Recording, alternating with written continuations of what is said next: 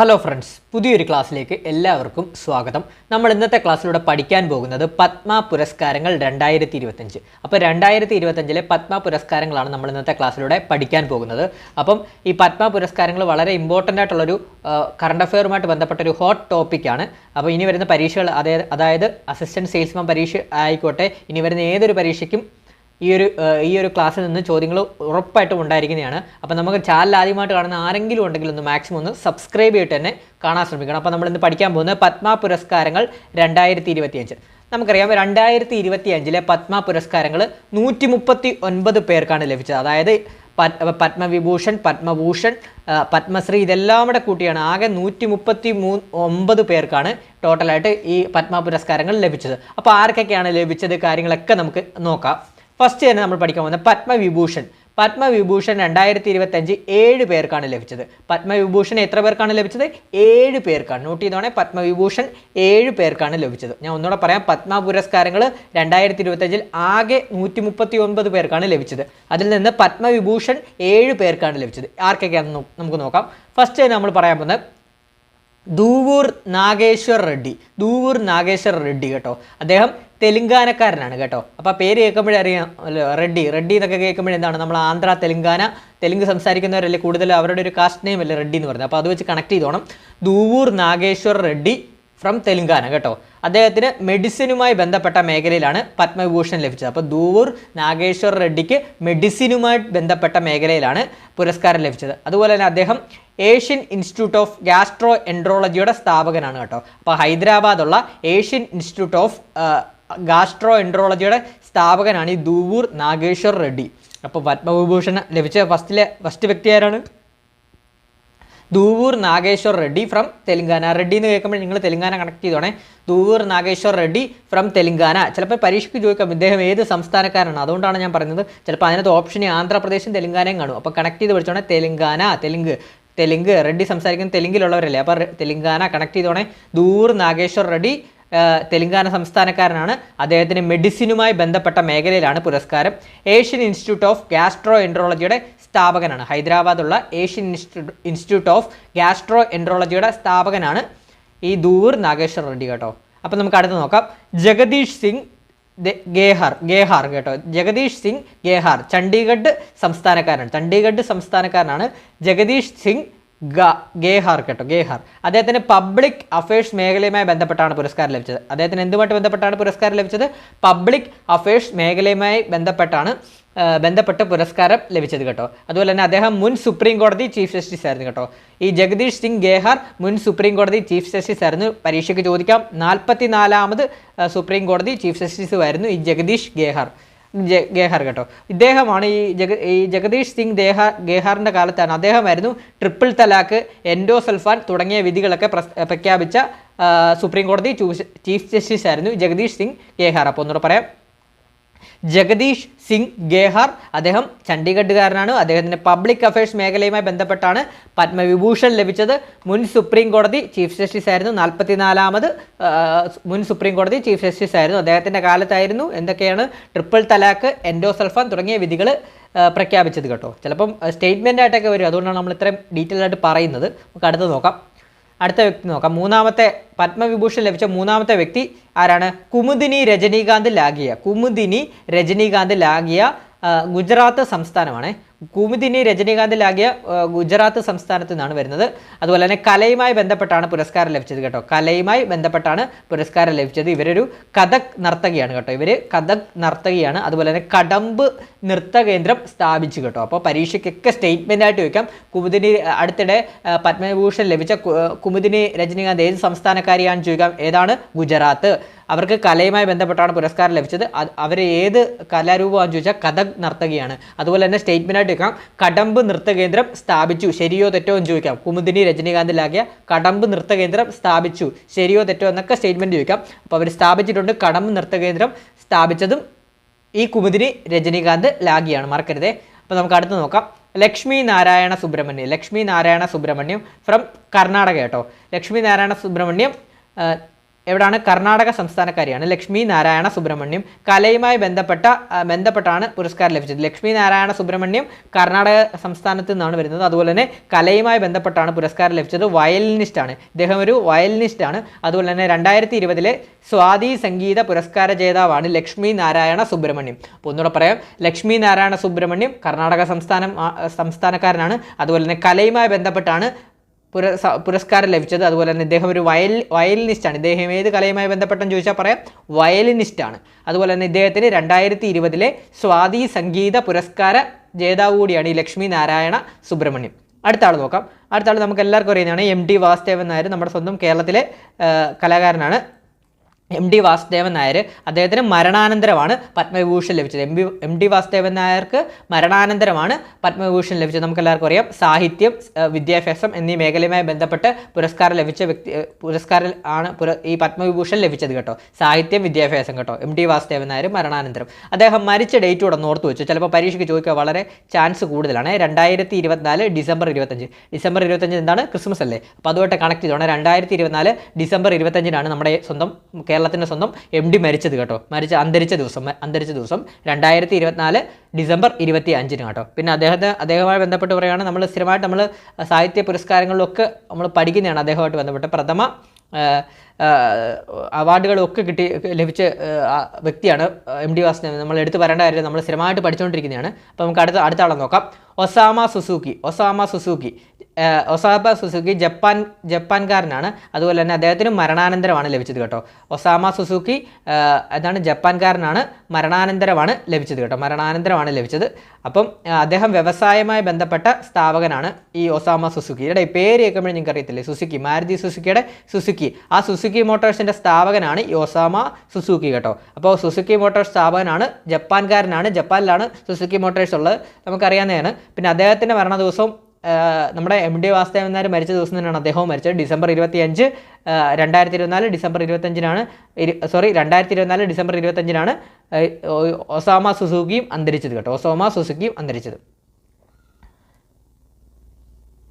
അടുത്ത് നമുക്ക് നോക്കാം. ശാരദ സിൻഹ ബീഹാർ സ്വദേശിയാണ്.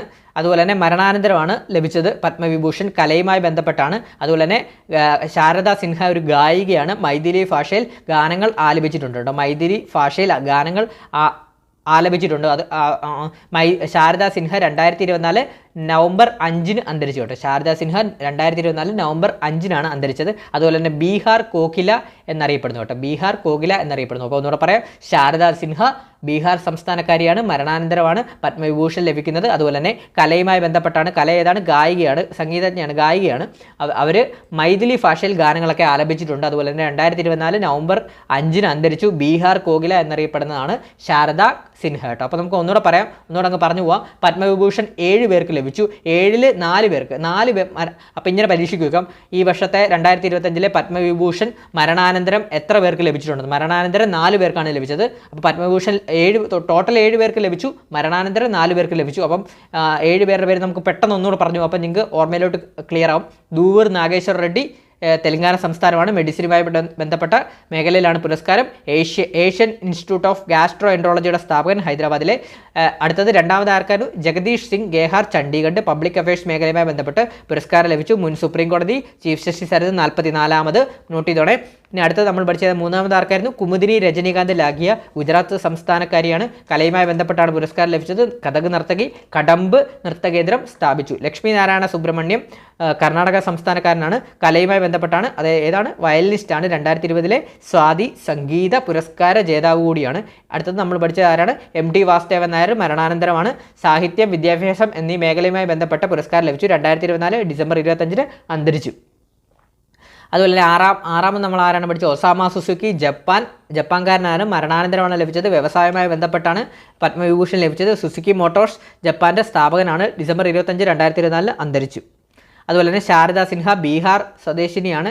അതുപോലെ തന്നെ മരണാനന്തരമാണ് ലഭിച്ചത്. കലയുമായി ബന്ധപ്പെട്ട് ഗായികയാണ്. മൈഥിലി ഭാഷയിൽ ഗാനങ്ങളൊക്കെ ആലപിച്ചിട്ടുണ്ട്. ബീഹാർ കോകില എന്നറിയപ്പെടുന്നു. 2024 നവംബർ 5 അന്തരിച്ചു. ഇനി നമുക്ക് പത്മഭൂഷൺ നോക്കാം. പത്മഭൂഷൺ 19 പേർക്കാണ് പത്മഭൂഷൺ ലഭിച്ചത് കേട്ടോ. പത്മഭൂഷൺ 19 പേർക്കാണ് ലഭിച്ചത്. പത്മവിഭൂഷൺ 7 പേർക്കാണെങ്കിൽ പത്മഭൂഷൺ 19 പേർക്കാണ്. കേരളത്തിൽ നിന്ന് പത്മഭൂഷൺ ലഭിച്ച മലയാളികൾ 2 പേരാണ് കേട്ടോ. കേരളത്തിൽ നിന്ന് പത്മഭൂഷൺ ലഭിച്ച മലയാളികൾ എത്ര പേരാണ്? 2 പേരാണ്. അതുപോലെ തന്നെ തമിഴ്നാട്ടിൽ നിന്ന് പത്മഭൂഷൺ ലഭിച്ച മലയാളി ആരാണ്? ശോഭനയാണ് കേട്ടോ. നമ്മുടെ നടിയായിട്ടുള്ള ശോഭനയാണ് തമിഴ്നാട്ടിൽ നിന്ന് പത്മഭൂഷൺ ലഭിച്ച മലയാളി കേട്ടോ. അപ്പോൾ നമുക്ക് ഓരോരുത്തരെ നോക്കിപ്പോൾ ഫസ്റ്റ് തന്നെ നമുക്ക് മലയാളികളെ പഠിച്ചു പോകും. പത്മഭൂഷണിലെ ആദ്യം തന്നെ നമുക്ക് മലയാളികളെ പഠിച്ചു പോകാം. PR ശ്രീജേഷ് സ്പോർട്സ് വിഭാഗത്തിൽ നിന്നാണ്. PR ശ്രീജേഷ് സ്പോർട്സ് വിഭാഗത്തിൽ നിന്ന്. ഇദ്ദേഹത്തെക്കുറിച്ച് നമുക്ക് എല്ലാവർക്കും അറിയാവുന്നതാണ്. ഇന്ത്യയുടെ ഹോക്കി ഗോൾ കീപ്പറാണ്. അതുപോലെ തന്നെ നിലവിൽ ഇദ്ദേഹം ഹോക്കി ജൂനിയർ ടീമിന് പരിശീലനം നൽകുന്നു, നമുക്കറിയാം. അതുപോലെ തന്നെ ഹോക്കി മാന്ത്രികൻ ധ്യാൻചന്ദിന് ശേഷം പത്മഭൂഷൺ പുരസ്കാരം ലഭിക്കുന്ന ഹോക്കി താരമാണ് നമ്മുടെ ഈ PR ശ്രീജേഷ്, നമ്മുടെ മലയാളിയായ PR ശ്രീജേഷ്, എല്ലാവർക്കും അറിയാവുന്നതാണല്ലോ. അടുത്ത നമുക്ക് നോക്കാം. ജോസ് ചാക്കോ പെരിയപുരം അദ്ദേഹത്തിന് മെഡിസിൻ വിഭാഗത്തിൽ നിന്നാണ് ലഭിച്ചത്. ഈ ജോസ് ചാക്കോ പെരിയപുരം ഒരു ഹൃദ്രോഗ ശാസ്ത്രജ്ഞനാണ്, അതായത് കാർഡിയോളജിസ്റ്റാണ്. അതുപോലെ തന്നെ കേരളത്തിൽ ആദ്യമായി ഹൃദയം മാറ്റിവെക്കൽ ശസ്ത്രക്രിയ നടത്തിയ വ്യക്തി കൂടിയാണ് ജോസ് ചാക്കോ പെരിയപുരം. അപ്പോൾ ഒന്നുകൂടെ പറയാം, മലയാളികളുടെ കാര്യം ഒന്നുകൂടെ പറയാം. PR ശ്രീജേഷ് സ്പോർട്സ്, നമുക്കറിയാം ഇന്ത്യയുടെ ഹോക്കി ഗോൾ കീപ്പറാണ്. നിലവിലെ ഹോക്കി ജൂനിയർ ടീമിന് പരിശീലനം നൽകുന്നു. ഹോക്കി മാന്ത്രികൻ ധ്യാൻചന്ദിന് ശേഷം പത്മഭൂഷൺ പുരസ്കാരം ലഭിക്കുന്ന ഹോക്കി താരമാണ് നമ്മുടെ മലയാളിയായ PR ശ്രീജേഷ്. അടുത്തത് ജോസ് ചാക്കോ പെരിയപുരം മെഡിസിൻ വിഭാഗത്തിൽ നിന്ന് പത്മഭൂഷൺ ലഭിച്ചതാണ് ഈ വർഷത്തെ ഹൃദ്രോഗ ശാസ്ത്രജ്ഞൻ, അതുപോലെ തന്നെ കാർഡിയോളജിസ്റ്റ് കൂടിയാണ്. കേരളത്തിൽ ആദ്യമായി ഹൃദയം മാറ്റിവെക്കൽ ശസ്ത്രക്രിയ നടത്തിയ വ്യക്തി കൂടിയാണ് ഈ ജോസ് ചാക്കോ പെരിയപുരം, നമ്മുടെ മലയാളിയായിട്ടുള്ളത്. അടുത്തത് വിവേക് ദബ്രോയ് ഡൽഹിക്കാരനാണ്. അതുപോലെ തന്നെ മരണാനന്തരമാണ് വിവേക് ദബ്രോയ്ക്ക് പത്മഭൂഷൺ ലഭിച്ചത്. സാഹിത്യം, വിദ്യാഭ്യാസം എന്നീ മേഖലകളിൽ നിന്നാണ് വിവേക് ദബ്രോയ്ക്ക് പത്മഭൂഷൺ ലഭിച്ചത്. സാമ്പത്തിക ശാസ്ത്രജ്ഞൻ കൂടിയാണ് വിവേക് ദബ്രോയ്. അതുപോലെ തന്നെ നീതി ആയോഗിൻ്റെ മുഴുവൻ സമയ അംഗമായി പ്രവർത്തിച്ച വ്യക്തിയാണ്. അതുകൂടാതെ തന്നെ പ്രധാനമന്ത്രിയുടെ സാമ്പത്തിക ഉപദേശക സമിതിയുടെ ചെയർമാനായി പ്രവർത്തിച്ച വ്യക്തിയാണ്. അപ്പോൾ വളരെ ഇമ്പോർട്ടൻ്റ് ആയിട്ടുള്ളൊരു വ്യക്തിയാണ് വിവേക് ദബ്രോയ് കേട്ടോ. അപ്പോൾ പത്മഭൂഷൺ മരണാനന്തരം ലഭിച്ച വിവേക് ദബ്രോയ് ഡൽഹി സ്വദേശിയാണ്. അതുപോലെ തന്നെ സാഹിത്യം, വിദ്യാഭ്യാസം എന്നീ മേഖലയിലാണ് വിവേക് ദബ്രോയ്ക്ക് പത്മഭൂഷൺ ലഭിച്ചത്. അദ്ദേഹം ഒരു സാമ്പത്തിക ശാസ്ത്രജ്ഞനാണ്. അതുപോലെ തന്നെ നീതി ആയോഗിൻ്റെ മുഴുവൻ സമയ അംഗമായി പ്രവർത്തിച്ച വ്യക്തിയാണ്. പ്രധാനമന്ത്രിയുടെ സാമ്പത്തിക ഉപദേശക സമിതി ചെയർമാനായി പ്രവർത്തിച്ച വ്യക്തി കൂടിയാണ് ഈ വിവേക് ദബ്രോയ് കേട്ടോ. നോട്ട് ചെയ്തോണേ. അടുത്തത് മനോഹർ ജോഷി മഹാരാഷ്ട്രക്കാരനായിരുന്നു. അദ്ദേഹത്തിന് മരണാനന്തരമാണ് പത്മഭൂഷൺ ലഭിച്ചത്. മനോഹർ ജോഷിക്ക് അദ്ദേഹത്തിൻ്റെ മേഖല പബ്ലിക് അഫയേഴ്സ് ആണ്. അതുപോലെ തന്നെ മഹാരാഷ്ട്രയുടെ മുൻ മന്ത്രിയാണ്. അടുത്ത നമ്മൾ അഞ്ചാമത്തെ വ്യക്തി പങ്കജ് ഉദാസ് ആണ് കേട്ടോ. പങ്കജ് ഉദാസ് അദ്ദേഹം മഹാരാഷ്ട്രക്കാരനാണ്. മരണാനന്തരമാണ് ലഭിച്ചത്. അദ്ദേഹം മേഖലയിൽ നിന്നാണ് അദ്ദേഹത്തിന് പത്മഭൂഷൺ ലഭിച്ചത്. അദ്ദേഹം ഒരു ഗസൽ ഗായകനാണ്. ഈ പങ്കജ് ഉദാസ് ഒരു ഗസൽ ഗായകനാണ് കേട്ടോ. അടുത്തത് സുശീൽ കുമാർ മോദിക്ക് മരണാനന്തരമാണ്, ബീഹാറുകാരനാണ്. മരണാനന്തരമാണ് സുശീൽ കുമാർ മോദിക്കും പത്മഭൂഷൺ ലഭിച്ചത്. അദ്ദേഹത്തിൻ്റെ മേഖല പബ്ലിക് അഫയേഴ്സ് ആണ്. അദ്ദേഹം അതുപോലെ തന്നെ ബീഹാർ മുൻ മന്ത്രി കൂടിയാണ് ഈ സുശീൽ കുമാർ മോദി കേട്ടോ. അപ്പോൾ ജസ്റ്റ് ഒന്ന് അറിഞ്ഞിട്ടുണ്ടെങ്കിൽ നമ്മൾ ഇത്രയും പേരുടെ പേരുകളും അവരേതൊക്കെ വിഭാഗത്തിൽ നിന്നാണെന്നുള്ളതൊക്കെ ഒന്ന് ജസ്റ്റ് ഒന്ന് അറിഞ്ഞാൽ മതി പത്മഭൂഷൻ്റെ കാര്യത്തിൽ. നമുക്ക് അടുത്ത് നോക്കാം. ജതിൻ ഗോസ്വാമി മേഖല കലയാണ്. അദ്ദേഹം ഒരു ശാസ്ത്രീയ നൃത്ത കലാകാരനാണ്. അപ്പോൾ പരീക്ഷയ്ക്ക് ഇങ്ങനെ ചോദിക്കാം, അടുത്തിടെ പത്മഭൂഷൺ ലഭിച്ച ജതിൻ ഗോസ്വാമി ഏത് വിഭാഗത്തിലെ കലാകാരനാണെന്ന് ചോദിക്കാം. അപ്പം പറയണം ശാസ്ത്രീയ നൃത്ത കലാകാരനാണ് ജതിൻ ഗോസ്വാമി കേട്ടോ. അടുത്തത് കൈലാഷ് നാഥ് ദീക്ഷിത്ത് അദ്ദേഹത്തിന് മറ്റുള്ളവ ആർക്കിയോളജി വിഭാഗത്തിൽ നിന്നാണ് പത്മഭൂഷൺ ലഭിച്ചത് കേട്ടോ. കൈലാഷ് നാഥ് ദീക്ഷിത്തിന് മറ്റുള്ളവ അഥവാ ആർക്കിയോളജി വിഭാഗത്തിൽ നിന്നാണ് പത്മഭൂഷൺ ലഭിച്ചത് കേട്ടോ. അപ്പോൾ നമുക്ക് അതിനെ അടുത്ത് നോക്കാം. നല്ലി കുപ്പുസ്വാമി ചെട്ടി വ്യാപാരം വ്യവസായം കേട്ടോ. നല്ലി കുപ്പുസ്വാമി ചെട്ടി ഏതാണ്? വ്യാപാരം വ്യവസായമൊക്കെയാണ്. ഈ ചെട്ടി എന്നൊക്കെ പേരൊക്കെ നമുക്ക് വ്യവസായമായിട്ടൊക്കെ കണക്ട് ചെയ്യാമല്ലോ. അപ്പോൾ നല്ലി കുപ്പുസ്വാമി ചെട്ടിയാരെന്നൊക്കെ പറയുമ്പോൾ നല്ലി കുപ്പുസ്വാമി ചെട്ടി എന്നൊക്കെ പറയുമ്പോൾ എന്താണ്? വ്യാപാരം വ്യവസായ മേഖലയിലാണ് പത്മഭൂഷൺ ലഭിച്ചത്. അടുത്തത് നന്ദമൂരി ബാലകൃഷ്ണ കലാമേഖലയിലാണ്. ഇദ്ദേഹം ഒരു തെലുങ്ക് നടനാണ്. നന്ദമൂരി ബാലകൃഷ്ണയുടെ സിനിമകളിലൊക്കെ നമ്മുടെ മലയാളത്തിലും ഡബ് ചെയ്തൊക്കെ ഇറങ്ങുന്നുണ്ട്. ഭയങ്കരമായിട്ട് അധികം ഓവറായിട്ട് ഫൈറ്റ് ചെയ്യുന്നൊരു വ്യക്തിയൊക്കെ അല്ലേ ഈ നന്ദപൂരി ബാലകൃഷ്ണൻ എന്നൊക്കെ പറഞ്ഞാൽ. ഭയങ്കര ഓവറായിട്ട് കത്തിയും കാര്യങ്ങളൊക്കെ കാണിക്കുന്നൊരു വ്യക്തിയാണ്. തെലുങ്ക് സിനിമ നിങ്ങൾക്ക് അറിയാവുന്നതായിരിക്കും, നിങ്ങളെല്ലാം കണ്ടിട്ടുള്ളതായിരിക്കും. അപ്പോൾ അദ്ദേഹമാണ് ഇത്. നന്ദപൂരി ബാലകൃഷ്ണ കലാവിഭാഗത്തിൽ നിന്നാണ്. അദ്ദേഹം ഒരു തെലുങ്ക് നടനാണ് കേട്ടോ. അടുത്തത് പങ്കജ് പട്ടേൽ വാണിജ്യം വ്യവസായം. അടുത്ത ആരാണ്? റാം ബഹദൂർ ഭായ് റായ് ആണ്. സാഹിത്യം, വിദ്യാഭ്യാസം, ജേർണലിസമാണ്. റാം ബഹദൂർ റായ് ഏത് മേഖലയിൽ നിന്നൊക്കെയാണ്? സാഹിത്യം, വിദ്യാഭ്യാസം, ജേർണലിസം മേഖലയിൽ നിന്നാണ്. അടുത്തത് സ്വാതി ഋതംബര സാമൂഹ്യ സേവനമാണ്. അടുത്തത് അജിത് കുമാർ, കലയാണ്. അജിത് കുമാറിനെ നമുക്ക് എല്ലാവർക്കും അറിയാം, നമ്മുടെ തമിഴ് നടനായ അജിത് കുമാറിനെ അറിയാത്ത ആരുമില്ല, തമിഴ് നടനായിട്ടുള്ള അജിത് കുമാർ. അപ്പോൾ അദ്ദേഹത്തിനും ഈ വട്ടം പത്മഭൂഷൺ 2025 ലഭിച്ചിട്ടുണ്ട്. അജിത് കുമാർ കല, അഥവാ അദ്ദേഹം ഒരു തമിഴ് സിനിമാ നടൻ, നമുക്ക് എല്ലാവർക്കും തമിഴ് സിനിമാ നടനാണ്. അടുത്തത് ശേഖർ കപൂർ, ശേഖർ കപൂറും കലയാണ്, ശേഖർ കപൂറും കലയാണ്. അതുപോലെ തന്നെ ശോഭന, നമുക്കറിയാം നമ്മൾ മലയാളത്തിൻ്റെ ഒരു മികച്ചൊരു നടിയാണ്, എന്താണ് ശോഭന. അപ്പോൾ ശോഭനയ്ക്ക് കല ആണ്, കലാവിഭാഗത്തിൽ നിന്നാണ്. അതുപോലെ തന്നെ അവർക്ക് കേരളത്തിൽ നിന്നല്ല, തമിഴ്നാട്ടിൽ, നമ്മൾ ആദ്യമേ പറഞ്ഞത് തമിഴ്നാട്ടിൽ നിന്ന് പത്മഭൂഷൺ ലഭിച്ച മലയാളി നടി മലയാളി ആരെന്നാണ്, അതാണ് ശോഭന കേട്ടോ. ശോഭന തമിഴ്നാട് സംസ്ഥാനത്തിൽ നിന്നാണ് അവർക്ക് ലഭിച്ചത് കേട്ടോ, ശോഭന. അടുത്തത് Vinod Dham, Vinod Dham science and engineering വിഭാഗത്തിൽ നിന്നാണ് വിനോദ് ധാമിന് ലഭിച്ചത്. അദ്ദേഹം ഒരു ഇൻഡോ അമേരിക്കൻ എഞ്ചിനീയർ ആണ് വിനോദ് ധാം കേട്ടോ, Vinod Dham. Vinod Dham science and engineering വിഭാഗത്തിൽ നിന്ന് ഇൻഡോ അമേരിക്കൻ എഞ്ചിനീയർ ആണ് വിനോദ് ധാം. അടുത്തത് ആനന്ദ് നാഗ്, ആനന്ദ് നാഗ് കലാവിഭാഗത്തിൽ നിന്നാണ്, ഇദ്ദേഹം ഒരു കന്നഡ നടനാണ് ആനന്ദ് നാഗ് കേട്ടോ, നോട്ട് ചെയ്തോണേ. അടുത്തത് എ സൂര്യപ്രകാശ്, സൂര്യപ്രകാശ് സാഹിത്യം വിദ്യാഭ്യാസം ജേർണലിസം കേട്ടോ. സൂര്യപ്രകാശ് എന്തൊക്കെയാണ്, സാഹിത്യം വിദ്യാഭ്യാസം ജേർണലിസം മേഖലയിൽ നിന്നാണ് അവാർഡ് ലഭിച്ചത്. അതുപോലെ തന്നെ ഇദ്ദേഹം മുൻ പ്രസാർ ഭാരതി ചെയർപേഴ്സൺ ആണ് കേട്ടോ, മുൻ പ്രസാർ ഭാരതി ചെയർപേഴ്സൺ കൂടിയായിരുന്നു സൂര്യപ്രകാശ് കേട്ടോ. ഇനി നമുക്ക് പത്മശ്രീയാണ്. പത്മശ്രീ നോക്കണം, ടോട്ടൽ 113 പേർക്ക് പത്മശ്രീ ലഭിച്ചിട്ടുണ്ട് കേട്ടോ, 113 പേർക്ക് പത്മശ്രീ ലഭിച്ചിട്ടുണ്ട് കേട്ടോ, 113. നോട്ട് ചെയ്തോണേ. അത് ലഭിച്ച മലയാളികൾ 2 പേരാണ്. ലഭിച്ച മലയാളികൾ ആരൊക്കെയാണ്? 2 പേരാണ്. ഫസ്റ്റ് തന്നെ നമുക്ക് പഠിക്കാം IM വിജയൻ. IM വിജയൻ നമുക്ക് എല്ലാവർക്കും സ്പോർട്സ് മേഖലയിലാണ്, നമ്മുടെ കേരളത്തിൻ്റെ ഫുട്ബോൾ താരമാണ് IM വിജയൻ കേട്ടോ. IM വിജയൻ നമ്മൾ അറിയുന്നതാണ് അങ്ങനെ കറുത്തമുത്ത് എന്നൊക്കെ അറിയപ്പെടുന്നതാണ്, കറുത്തമുത്ത് കാലാഹരൻ എന്നൊക്കെ അറിയപ്പെടുന്നതാണ് IM വിജയൻ. അതുപോലെ തന്നെ IM വിജയൻ്റെ ഫുൾ നെയിം ഒന്ന് നിങ്ങൾ നോട്ട് ചെയ്ത് വെച്ചോ, ചിലപ്പോൾ ചോദിക്കാൻ ചാൻസുണ്ട്, ഒന്ന് നോട്ട് ചെയ്ത് വെച്ചോ.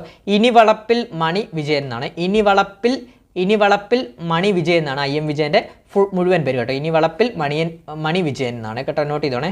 അതുപോലെ തന്നെ K ഓമനക്കുട്ടി അമ്മയാണ് അടുത്ത രണ്ടാമത്തെ മലയാളിയായിട്ട് വന്നത്, പത്മശ്രീ ലഭിച്ച 113 പേരിൽ രണ്ടാമത്തെ മലയാളി ആരാണ്? K ഓമനക്കുട്ടി അമ്മ, കലാവിഭാഗത്തിൽ നിന്നാണ്.